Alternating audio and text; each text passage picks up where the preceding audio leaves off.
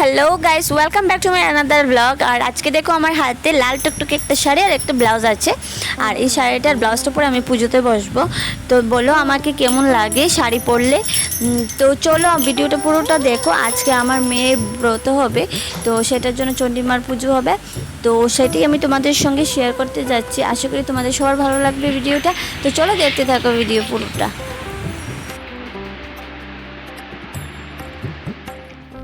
এখানে পুরোহিত মশাই ঘট বসিয়ে নিয়েছেন আর এখানে পুজোটা স্টার্ট হয়ে গেছে। তো দেখো এখানে পুজোটা আমি তোমাদের সঙ্গে শেয়ার করছি। পুজোটা অলমোস্ট শেষের পথে, এখন যজ্ঞ হবে, তার জন্য শলাটা রেডি করতে হবে।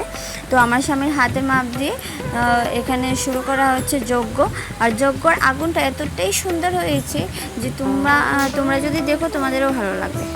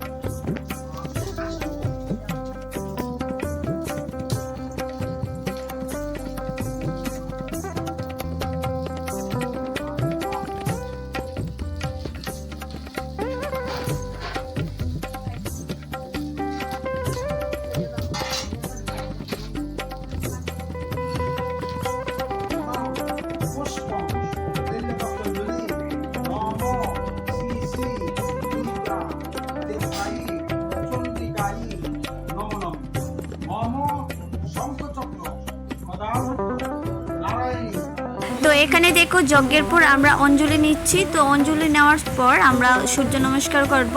তো সেটার জন্য আমরা বাইরে যাব। তো চলো দেখো।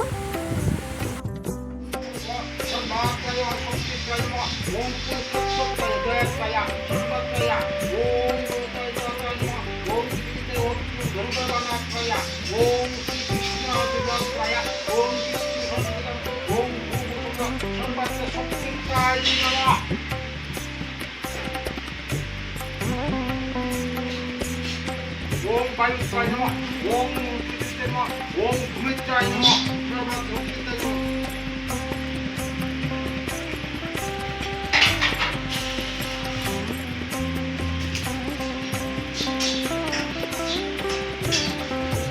বিষ্ণু তেজস্বী যত সৌমিত্রী সুতি পর্বতারী ভগবত সূর্যায় সরস্বতী তেজরাশি জগৎপতি অনুকম্পায় মান ভক্ত দেবাতর ভগবত সূর্যায় ওম জবাকুসুম সংকর্ষ।